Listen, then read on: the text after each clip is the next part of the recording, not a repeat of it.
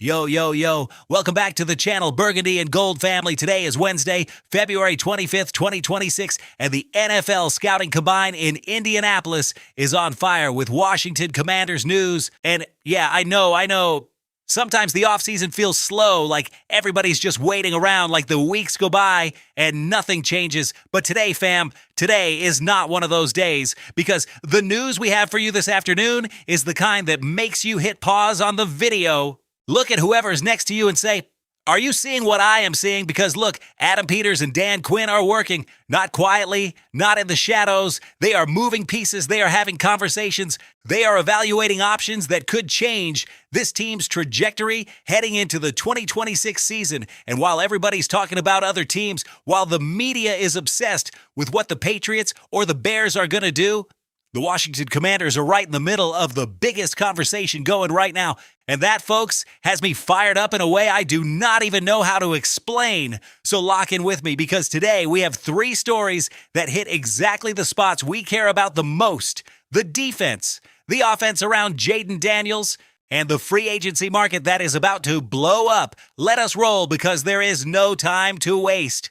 News 1, Max Crosby trade. Rumor, can the Commanders really pull this off? All right, listen up, because this is huge. ESPN's Ben Solak dropped a bomb this week that has the whole NFL talking, and the Commanders are right at the center of it. According to Solak, the Washington Commanders are one of three teams identified as possible trade destinations for Max Crosby, the edge rusher with 5 Pro Bowls from the Las Vegas Raiders. And when I say 5 Pro Bowls, I am not talking about some throwaway sympathy selections. I am talking about a player who in the 2025 season put up 10 sacks while literally being the only quality player on that Raiders defensive line.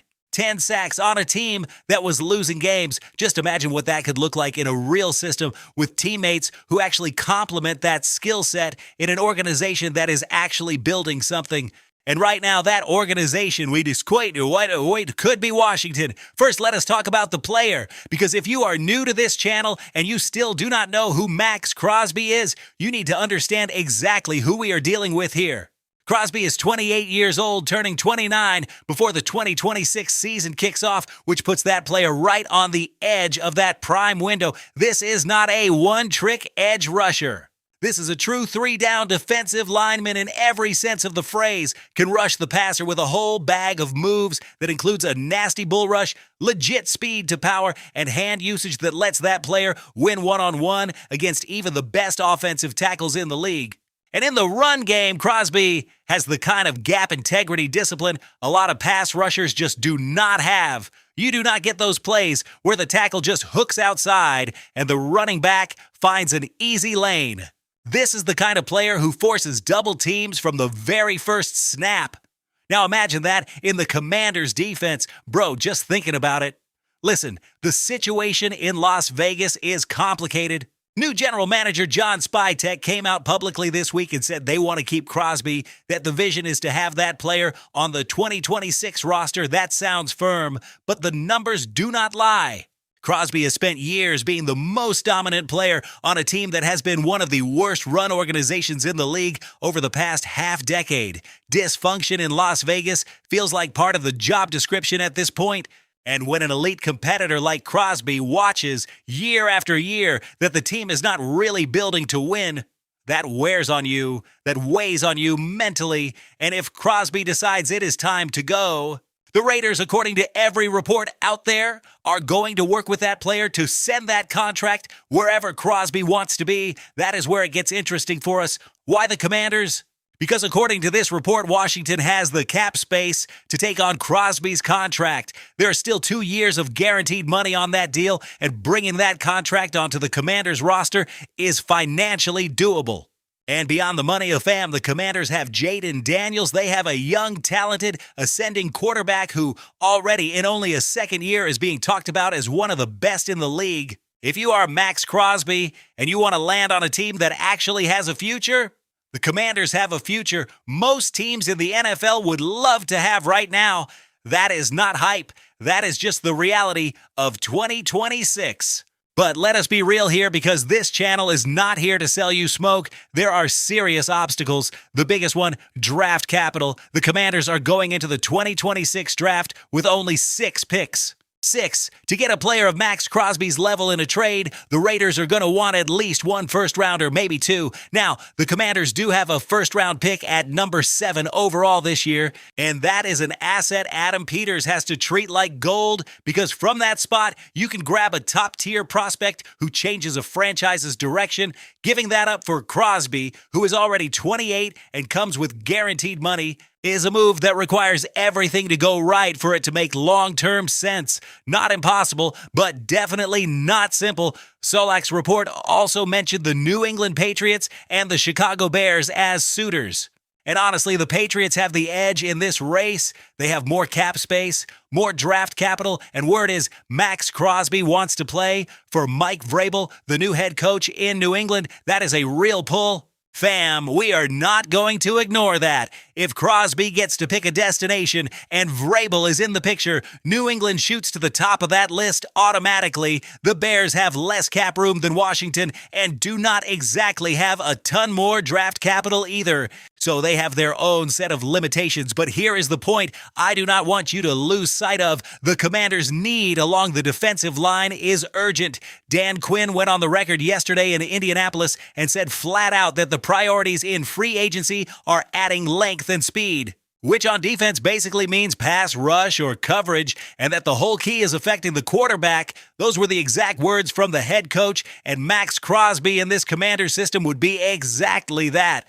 A true game changer who wrecks quarterbacks from the very first snap. Now, what about Von Miller? Because that is the natural question. The Commanders are in talks to bring Von Miller back, who came to Washington last year and flashed glimpses of that old brilliance. But Miller is 36. That is the twilight of a career. There is no way to build your 2026 pass rush of the future around Von Miller. You can use that player as a mentor, as depth, as that veteran presence with a ton of experience.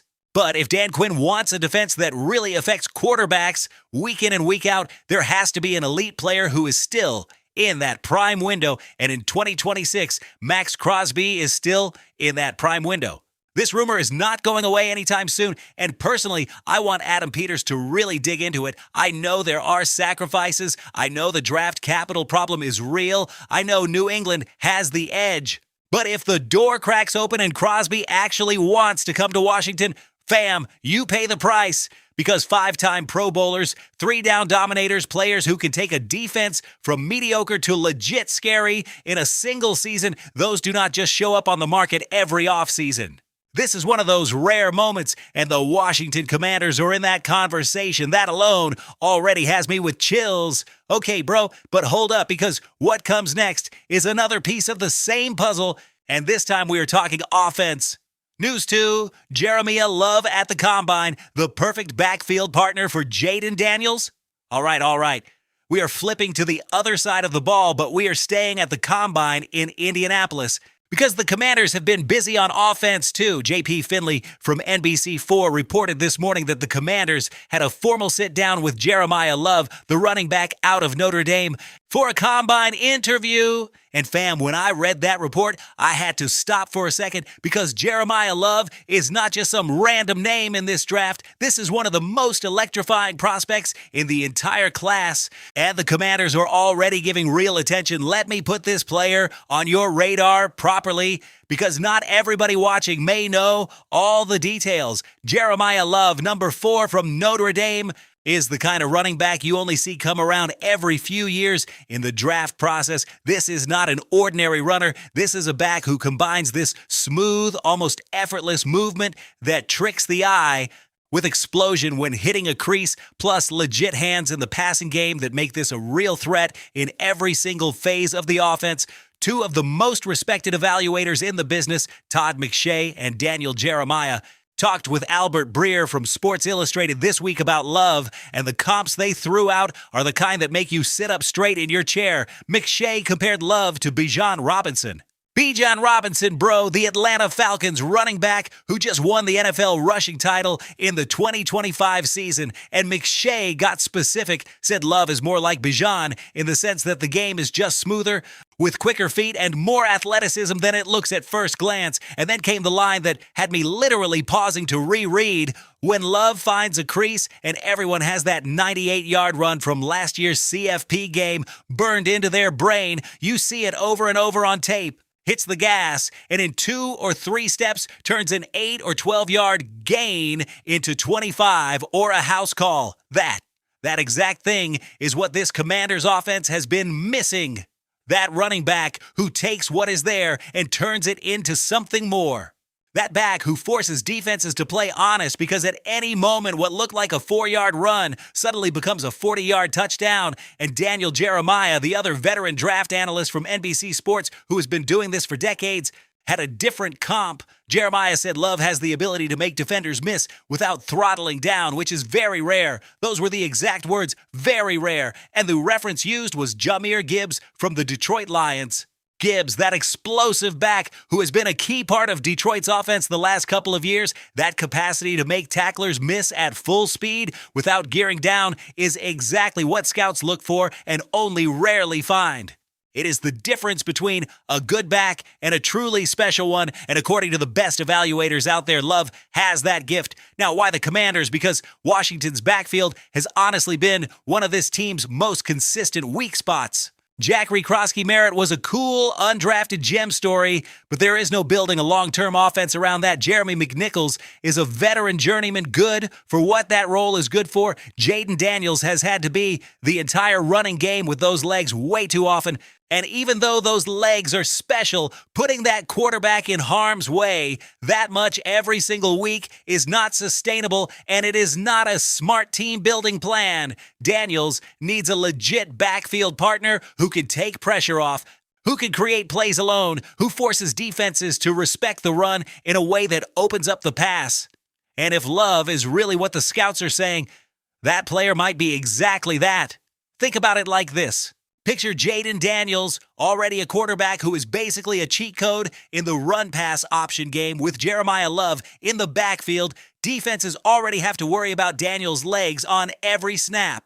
Now add a back who could do what Love does. That is a logistical nightmare for any defensive coordinator in the NFL. That is the kind of 1-2 punch that the top offenses in the league have. The Lions have it with Gibbs and Jarrod Williams. The Falcons are building it around Bijan, and the Commanders, they could have their own version. But here comes the tough part of the conversation, because this channel is always going to keep it honest with you. Using the number 7 overall pick in the 2026 NFL Draft on Jeremiah Love is a decision that brings a ton of debate, and the debate is not about whether Love is good. That part is settled. The debate is whether you want to spend premium first-round capital on a running back in the modern NFL when your defense is literally on fire. Dan Quinn stood right here in Indianapolis yesterday and said the defensive priority is real.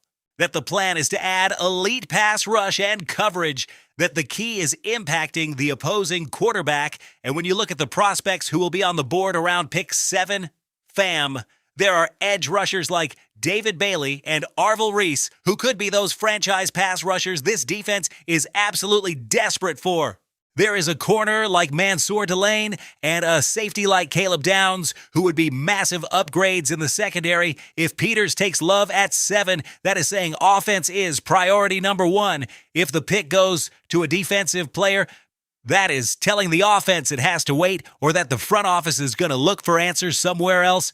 Like free agency, like a trade, like a second-round swing. With that said, the Combine interview is exactly what a responsible organization should be doing. It does not mean they are locked in on drafting Love at 7. It means they are being diligent, studying all the options, not rolling into draft day surprised and unprepared. In a draft class with this many moving parts, that is the right way to go. You can study Love, fall in love with the player, and still keep the flexibility to grab that contract in round 2 if the board breaks right, or go get an elite running back in free agency who solves the need without giving up that first rounder.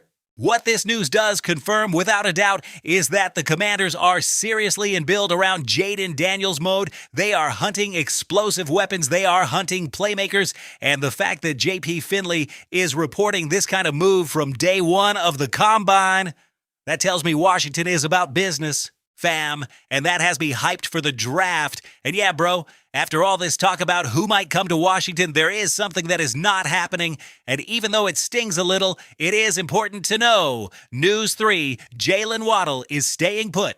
The receiver market and what it means for Washington. Okay, fam, this is the kind of news that does not crush you, but it does remind you the NFL offseason is not always going to go exactly the way you want. Dan Graziano from ESPN reported this week that the Miami Dolphins see Jalen Waddle as a building block for their future, and that even though they will pick up the phone and listen on calls, the asking price is going to be sky high to even think about moving that contract. In Graziano's exact wording, it is going to take a lot for the Dolphins to even consider that trade. And among the teams that, according to the reports, would have interest in a receiver like Waddle, the Washington Commanders were on that list. So, yeah, that is not exactly what Commanders fans were hoping to hear. Now, who is Jalen Waddle for those who want some context? Waddle is 26 years old, an explosive wide receiver for the Dolphins with speed. Very few in the league can even come close to matching, and has been one of the best slot receivers in pro football over the last few years. This is the kind of player who creates explosive plays just by stepping onto the field, because defensive coordinators have to account for that speed on every single snap. For an offense like the Commanders, where beyond Terry McLaurin there are some serious questions in the receiver room, Waddle would have been an absolutely electric addition. But listen, there is no need to panic over this. And here is why. First, Waddle is under contract in Miami. If the Dolphins do not want to budge, that is their call. There is absolutely nothing Peters could do about it if the trade price is unreasonable. And right now, with only 6 draft picks and urgent needs on defense, the Commanders simply cannot overpay for a wide receiver when there are options on the market that do not require giving up that kind of capital. Second, free agency exists. The 2026 free agent wide receiver market is not as barren as some people make it out to be. There are options out there who could give the Commanders a legit upgrade in that receiver room without costing a first-rounder. There's no need to be desperate for Waddle when there are other paths that make sense. Third, Terry McLaurin is on this roster, and Terry McLaurin, just to be very clear, is still one of the best wide receivers in the NFC. This is a player with elite route running, reliable hands, the ability to separate, and a connection with Jaden Daniels that is already starting to form. The whole idea that the Commanders have nothing in the receiver room is overblown. There is a real foundation in McLaurin. What they need is to complement that with a second receiver who creates more problems, and that can be solved in a bunch of different ways. Now, the report also mentioned the 49ers and the Steelers as teams interested in Waddle. San Francisco has a more urgent need because Brandon Ayuk might be out, and Jawan Jennings is not exactly locked in either. For the 49ers, a receiver like Waddle would be almost transformational in Kyle Shanahan's system. For Pittsburgh, it is more about adding a high-end partner for DK Metcalf. For the Commanders, Waddle would have been a very nice luxury, not an absolute necessity, and that difference matters. While we are on it, the piece also touched on the quarterback market. Kirk Cousins is going to be cut by Atlanta on March 11th when the new league year opens. Tua Tagovailoa and Kyler Murray are trade candidates. Aaron Rodgers, Malik Willis, Daniel Jones, Russell Wilson are all in free agency, and the Panthers are getting calls on Andy Dalton, their veteran backup, who could end up somewhere like the Jets, given that new offensive coordinator, Frank Reich, already worked with Dalton in Carolina. All of that adds up to a pretty wild quarterback market, which of course does not really touch us because Washington has Jaden Daniels, that franchise quarterback the whole operation is being built around. And on that front, we are very well taken care of, but the context still matters because the quarterback carousel affects everything. Teams without an answer at quarterback are going to be desperate. That changes how much they are willing to pay for other assets. That affects the free agent market. That affects trades. And with Daniels locked in, the Commanders head into this offseason from a position of strength that cannot be wasted. They are not going to overpay for Waddle when the market is full of other options. They are not going to mortgage the roster's future for a receiver when the defensive priority is real and urgent. The Waddle news is not some devastating blow. It is just one door closing, and in the NFL, when one door closes, there is always another one waiting to open. The Commanders are going to find a way to give Jaden Daniels more weapons. The real question is, which path is the smartest? And so far, Adam Peters has shown that those decisions are handled the right way. Burgundy and Gold family, do you see what is going on here? Do you see how big this offseason is lining up to be? We are talking about the possibility of a Max Crosby trade, one of the best pass rushers on the planet. We are talking about a combine interview with Jeremiah Love, a running back some people are comparing to Bijan Robinson and Jahmyr Gibbs. We're talking about a team that is actively hunting for the right pieces to surround Jaden Daniels with talent and to build a defense that can finally match what this offense is capable of being. That is not a franchise in some lost, wandering rebuild. That is a team with a plan, with a clear direction, with urgency and purpose. And look, not every story is going to have a happy ending. Waddle is probably not coming. Crosby might end up in New England. Love might get drafted by somebody else. If Peters decides to prioritize defense in round one, that is all part of the game. But what gives me confidence, what has me energized for this entire offseason is seeing the Washington Commanders in every single important conversation. This is not some background, irrelevant team anymore. This is a team the rest of the league actually has to factor into the equation.